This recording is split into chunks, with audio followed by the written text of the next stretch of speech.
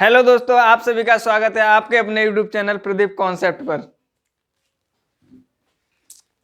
तो आज हम गति और वेग का न्यूमेरिकल करने जा रहे हैं, जिसमें हमारा ये फर्स्ट चैप्टर रहेगा। पहले से शुरुआत से करा रहे हैं। इसमें कुछ बेसिक बातें वो समझ लो पहले, उसके बाद जैसे कि उसमें अगर आता है कहीं पर भी प्रारंभिक वेग जैसे कब शून्य होता है या फिर अंतिम वेग कब शून्य होता है, तो ये समझ लो। जैसे बोले कि वस्तु को जैसे ब्रह्मावस्था से चलना प्रारंभ करती है, तो हमेशा ध्यान रखेंगे कि u बराबर कितना मानेंगे, 0 मान लेंगे। u बराबर कितना, 0। जब कोई वस्तु ब्रह्मावस्था से प्रारंभ करती है तो u बराबर 0, या फिर कुछ भी न बोले, न ब्रह्मावस्था बोले, तो आप भी ध्यान रखेंगे कि उसे तब भी u बराबर कितना मानेंगे, 0।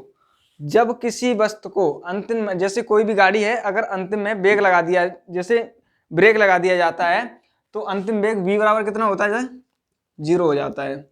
जब किसी गाड़ी में ब्रेक लगाते हैं तो अंतिम वेग होता है वो हमारा क्या हो जाता है, 0 हो जाता है। और ब्रह्मावस्था बोलेगा तो u बराबर 0। जैसे कोई वस्तु है हमारी ब्रह्मावस्था से चलना प्रारंभ करती है तो u बराबर क्या हो जाता है, 0 हो जाएगा। और अंतिम वेग बोले कि अंतिम में ब्रेक लगा देते हैं किसी वस्तु में, तो ध्यान रखेंगे कि v बराबर क्या हो जाएगा, 0 हो जाएगा। उसके बाद जैसे किसी वस्तु को जब हम ऊपर फेंकते हैं, नीचे से किसी वस्तु को जब ऊपर फेंकेंगे तो b बराबर जो होगा वो हमारा क्या हो जाएगा, 0। जब नीचे से ऊपर फेंकते हैं तब b बराबर क्या होता है, 0। और जब हम किसी वस्तु को ऊपर से नीचे की तरफ फेंकते हैं तो u बराबर क्या मान लेते हैं, 0। हमेशा ध्यान रखें, जब किसी वस्तु को नीचे से ऊपर फेंकते हैं तो b बराबर 0, और ऊपर से नीचे फेंकते हैं तो u बराबर क्या होता है, 0 होता है। उसके बाद जैसे कोई भी वस्तु है अगर गति करती है एक क्षैतिज में, गति दो प्रकार की होती है, एक क्षैतिज होगी, एक होगी उदग्र गति। एक कोई वस्तु होगी ना वो क्षैतिज गति करेगी, जैसे हमारी ट्रेन है या कोई बस है, ट्रक है, स्कूटर, बाइक, ये भी होती है, वो हमारी कौन सी गति करती है, क्षैतिज गति करती हैं। जिसमें ध्यान रखोगे जो त्वरण होगा वो क्या ए लिया जाता है। और जब कोई गति ऊपर या नीचे, नीचे से ऊपर या ऊपर से नीचे करती है तो ए की जगह क्या लिया जाता है, जी। क्या लिया जाता है, जी लिया जाता है। जहाँ ए हमारा क्या होता है, त्वरण होता है। ए क्या होता है, त्वरण होता है। जब कोई किसी वस्तु को नीचे से ऊपर की तरफ फेंकते हैं तो जी की वैल्यू क्या ली जाती है, निगेटिव ली जाती है। और जब किसी वस्तु को ऊपर से नीचे फेंकते हैं तो ए बराबर क्या होता है, जी प्लस का जी लिया जाता है। बस इतनी बात ध्यान रखोगे।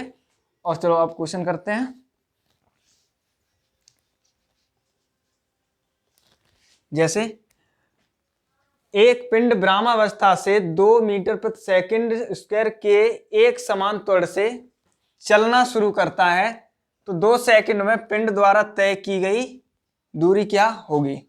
जैसे अब इसको हमने क्या करते हैं, b, हमारा जो प्रारंभिक वेग होता है वो क्या होता है, u। ये ध्यान रखो, प्रारंभिक वेग होता है वो हमारा होता है u, और अंतिम वेग होता है वो हमारा क्या होता है, v होता है। और जो त्वरण होता है वो हमारा क्या कहलाता है, a। और समय क्या कहलाता है, हमारा समय को t से डिनोट करते हैं। इतनी चीज आपको ध्यान रखना है।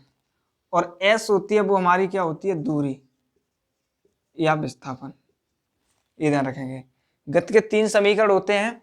एक होता है v बराबर u प्लस at, और दूसरा होता है s बराबर ut plus half at square, और तीसरा होता है v स्क्वायर बराबर u स्क्वायर प्लस 2as। इन तीनों समीकरण को ध्यान में रखना है।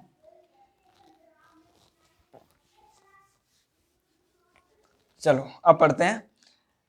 एक पिंड ब्रह्मावस्था से 2 मीटर प्रति सेकंड स्क्वायर के एक समान वेग से चलना शुरू करता है तो 2 सेकंड में पिंड द्वारा तय की गई दूरी क्या होगी। तो ब्रह्मावस्था से बोला तो मैंने बताया था, जब भी ब्रह्मावस्था से बोलेगा तो u बराबर क्या मानेंगे 0। तो हमारा u बराबर क्या हो जाएगा यहाँ पे 0 हो जाएगा। 2 मीटर प्रति सेकंड स्क्वायर। अब तुम्हें ये ध्यान रखना चाहिए कि हमारा जो त्वरण का मात्रक होता है, जो त्वरण का जो मात्रक होगा वो होगा हमारा मीटर प्रति सेकंड स्क्वायर। त्वरण का मात्रक होता है मीटर प्रति सेकंड स्क्वायर। तो इसमें ध्यान रखेंगे जब भी मीटर प्रति सेकंड स्क्वायर दिखेगा तो आपको उससे क्या मानोगे त्वरण है, वो हमारा क्या है त्वरण है। तो a बराबर क्या हो जाएगा 2 मीटर प्रति सेकंड स्क्वायर। उसके बाद एक समान वेग से चलना शुरू करता है तो 2 सेकंड में t कितना है 2 सेकंड है। t कितना हो जाएगा हमारा 2 सेकंड। कितनी दूरी तय करेगा, तो दूरी तय करने के लिए इसमें देखो 2 फॉर्मूले हैं दूरी के, एक तो ये है और एक कौन सा है ये है। तो जिसमें a t और u तीनों दिए होंगे वही फॉर्मूला यहाँ पे लगा देंगे। इसमें देखो u भी दिया है, t भी दिया है और a भी दिया है, तो ये वाला फॉर्मूला लगा दो। s बराबर होता है ut प्लस 1/2 at स्क्वायर। तो u की वैल्यू कितना दिया है 0 दिया है और t कितना दिया है 2 सेकंड प्लस 1/2। अब a की वैल्यू कितना है 2 है तो 2 रख देंगे। t कितना दिया है 2 सेकंड दिया है, तो यहाँ t पर क्या है स्क्वायर है तो इसलिए 2 बार इसको मल्टीप्लाई में 2 से 2 खत्म। 0 का मल्टीप्लाई जब 2 में करेंगे तो क्या हो जाएगा 0 हो जाएगा। 0 प्लस 2 का मल्टीप्लाई 2 में कर दो तो कितना हो जाएगा 2 2 जा 4। 4 का 1 में करेंगे तो कितना रहेगा 4 ही रहेगा। तो s बराबर कितना आया 4 मीटर। दूरी कितनी निकल आई 4 मीटर। इसमें बस यही ध्यान रखते हैं कि s क्या होता है, कभी प्रारंभिक वेग कब 0 होता है और अंतिम वेग कब 0 होता है। चलो कर लो। चलो अब अगला क्वेश्चन देखते हैं। अगर किसी कार की प्रारंभिक चाल 72 किलोमीटर पर आवर है और 5 सेकंड के बाद ब्रेक लगा दिया जाता है तो उस कार पर मंदन का मान ज्ञात कीजिए। क्या मंदन का मान ज्ञात कीजिए। देखो मंदन क्या होता है, जब भी एक की वैल्यू प्लस में आती है तो उसको क्या बोलते हैं त्वरण कहते हैं। क्या बोलते हैं त्वरण बोलते हैं। और जब एक की वैल्यू माइनस में आती है तो उसी को क्या बोलते हैं मंदन। क्या बोलते हैं मंदन। यही मंदन होता है, बस इतना ध्यान रखना है। चलो अगला क्वेश्चन देखते हैं। जैसे प्रारंभिक चाल उसकी कितनी है 72 किलोमीटर पर आवर है। तो देखो इसमें एक चीज और ध्यान रखेंगे कि अगर किलोमीटर पर आवर है तो यूनिट को हमेशा देखो, एक होती है हमारी जो MKS पद्धति होती है, तो इसमें जो दूरी होनी चाहिए ना किस में होनी चाहिए मीटर में होनी चाहिए, और जो द्रव्यमान है वो हमारा किस में होना चाहिए किलोग्राम में होना चाहिए, और समय है वो हमारा किस में होना चाहिए सेकंड में होना चाहिए। बस इतना ध्यान रखेंगे। और इसमें कितना दिया 72 किलोमीटर पर आवर दिया है, तो 72 किलोमीटर पर आवर को चेंज करो मीटर प्रति सेकंड में। जब इस प्रारंभिक वेग u, प्रारंभिक वेग क्या है u, तो u कितना 72 किलोमीटर है पर घंटा है ना, जिसको चेंज कर लो आप मीटर प्रति सेकंड में। जब मीटर प्रति सेकंड में चेंज करेंगे तो 5/18 का क्या कर देंगे इसमें मल्टीप्लाई कर देंगे। तो 18 एकम 18, 18 चौक 72, 5 चौक 20, कितना हुआ 20 मीटर प्रति सेकंड। अब समय कितने 5 सेकंड बाद t कितना दे दिया उसने 5 सेकंड, t दिया है 5 सेकंड के बाद ब्रेक लगा दिया जाता है। तो मैंने बताया था कि जब ब्रेक लगेगा तो जो b होगा ना अंतिम वेग वो कितना हो जाएगा 0 हो जाएगा। तो b बराबर कितना हुआ यहाँ पे 0। तो उसका क्या मंदन एक प्रकार क्या बताया था मैंने त्वरण, जब एक की वैल्यू निकालना है बस। तो लगा दो v बराबर u प्लस at। v बराबर क्या होता है u प्लस at होता है। तो v कितना दिया है 0 दे दिया, u कितना दिया है 20 प्लस a निकालना है इंटू t कितना दिया है 5। तो जब मैंने मतलब देखो इधर अगर देखो प्लस का है ना तो इधर जाएगा किसका हो जाएगा माइनस का, तो 20 इधर प्लस का इधर किसका हो जाएगा माइनस का, तो माइनस के 20 बराबर कितना हो जाएगा 5 इंटू ए इंटू 5। अब ए इधर किस 5 किस में है मल्टीप्लाई में, इधर किस में आ जाएगा डिवाइड में, तो माइनस का 20 अपन कितना हो जाएगा 5 बराबर ए, काट दो 5 एकम 5 5 चौक 20, तो कितना माइनस का कितना आया 4, तो ए की वैल्यू कितनी आ गई 4 माइनस में है। लेकिन ध्यान रखेंगे कि जब भी क्वेश्चन का आंसर देंगे तो प्लस में ही देंगे, माइनस में नहीं देंगे, माइनस चिन्ह को छोड़ देंगे। तो कितना 4 मीटर प्रति सेकंड स्क्वायर, ए बराबर कितना है 4 मीटर प्रति सेकंड स्क्वायर। इसमें हमेशा ध्यान रखें यूनिट का ध्यान रखना है।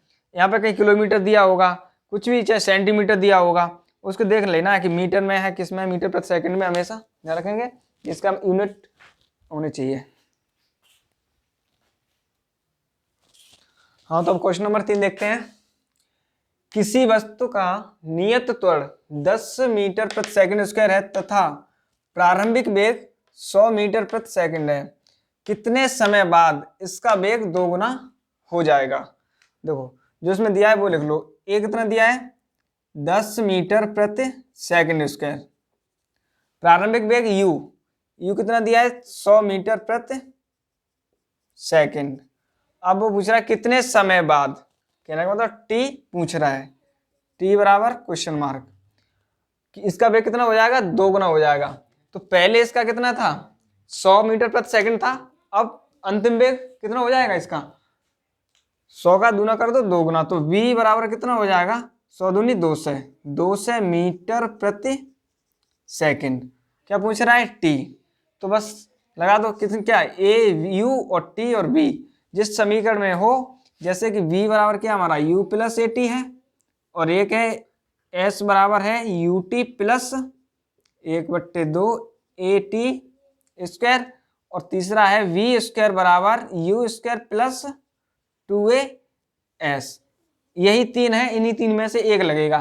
तो इसमें वी यू ए टी इसी में तो दिया है, v दिया है, u दिया है और t दिया और a भी दिया है, तो लगा तो v बराबर u प्लस ए टी। तो v की वैल्यू कितनी दे दी है 200, और a की वैल्यू कितनी दे दी, u की कितनी दे दी है 100 प्लस a की वैल्यू कितनी दे दी है 10, और t की वैल्यू इसने पूछी है। तो 100 इधर किस में प्लस में इधर घटा दो, 2 से माइनस 100 बराबर 10 t, 200 में से 100 जाएगा कितना बचेगा 100 बचेगा बराबर 10 t, 10 इधर भेज दो गुणा भाग में, बराबर कितना हो जाएगा t, इससे ये खत्म तो कितना हो जाएगा 10 सेकंड, t बराबर कितना आया 10 सेकंड आंसर। अगला क्वेश्चन इसके बाद, हाँ अब चौथा क्वेश्चन देखते हैं। अंतिम भाग में शुरू होने वाली एक कार 1 मीटर प्रति सेकंड स्क्वायर समान त्वरण के साथ 2 मिनट के लिए चलती है, कार द्वारा प्राप्त गति ज्ञात करें। इसमें देखो न तो उसने बोला है ब्रह्मावस्था से, ठीक है ना, न उसने बोला ब्रह्मावस्था से चलती है, प्रारंभिक अवस्था कुछ भी नहीं दिया है। तो मैंने बताया था कि जब कुछ भी न बोले तो हमेशा ध्यान रखेंगे कि u हमेशा क्या मानेंगे, उसमें 0 मानेंगे। क्या मानेंगे 0 मानेंगे। अब त्वरण कितना दिया है 1 मीटर प्रति सेकंड स्क्वायर, a की वैल्यू कितनी हो जाएगी 1 मीटर प्रति सेकंड स्क्वायर हो जाएगी 2 मिनट के लिए। अब t टाइम जो दिया है वो कितना दिया है 2 मिनट दिया है। क्या दिया है 2 मिनट।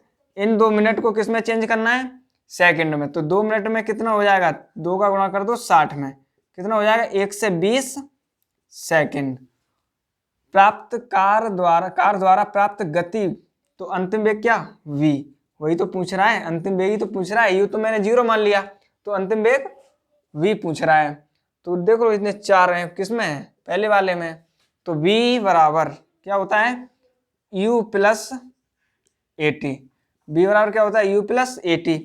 तो b बराबर u की वैल्यू कितनी दे दी है 0 है, प्लस a कितना दिया है 1, और t कितना दे दिया है 1 से 20 सेकंड। तो v बराबर 1 से 20 का गुणा कर दो 1 में, कितना हो जाएगा 1 से 20 मीटर प्रति सेकेंड। तो अंतिम वेग कितना है, 120 मीटर प्रति सेकेंड। देखो कुछ भी न दे तो u बराबर क्या मान लेंगे, 0 माने, चाहे जैसे ब्रह्मावस्था से न बोले फिर भी क्या मानेंगे हम, u बराबर 0। चलो तो क्वेश्चन नंबर 5 देखते हैं। स्थिर चाल से शुरू होने के बाद एक नाव एक सीधी रेखा में नियत दर से 3 मीटर प्रति सेकंड स्क्वायर त्वरण 8 सेकंड तक गति करती है। इस समय के दौरान नाव द्वारा तय की गई कुल दूरी ज्ञात कीजिए।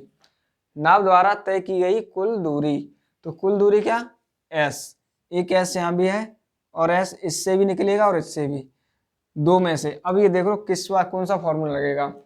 तो स्थिर अवस्था, तो इसमें क्या मानेंगे, u बराबर क्या मान लेंगे, 0, ब्रह्मावस्था से है ना, तो u बराबर क्या हो जाएगा, 0 हो जाएगा। उसके बाद a कितना दिया है, 3 मीटर प्रति सेकंड स्क्वायर, a बराबर हो जाएगा 3 मीटर प्रति सेकंड स्क्वायर। समय कितना है, t कितना दिया है, 8 सेकंड दिया है, कितना दिया है, 8 सेकंड। अभी देखो के दौरान तय की गई दूरी, तो इसमें पहले तो आपको ये पता होना चाहिए कि जब भी स्थिर अवस्था बोला है ना, तो u बराबर कितना हो जाएगा, 0 हो जाएगा, कितना हो जाएगा, 0 हो जाएगा।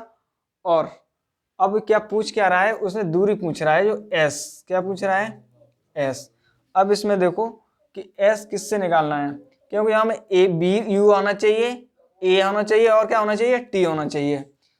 तो वो तो इसी वाले में है, सेकंड वाले में, तो लगा दो s बराबर क्या होता है, ut plus 1/2 at square. s बराबर u की वैल्यू कितनी दे दी है, 0, t कितना दिया है, 8 सेकंड, प्लस 1/2, a कितना दे दिया है, 3, मल्टीप्लाई 3। अब t दी कितना दिया है, 8, और 8 का जब स्क्वायर करेंगे तो कितना हो जाएगा, 64 हो जाएगा। 8 का स्क्वायर कितना हुआ, 64, 2 से काट दो, 2 3 6, 2 दूनी 4। 8 का मल्टीप्लाई जब 0 में करेंगे तो कितना हो जाएगा, 0 हो जाएगा, प्लस 32 का इसमें करेंगे 3 में तो कितना हो जाएगा, 3 दूनी 6, और 3 का 3 में करेंगे तो कितना हो जाएगा, 9। s बराबर कितना आ गया, 96 मीटर। आंसर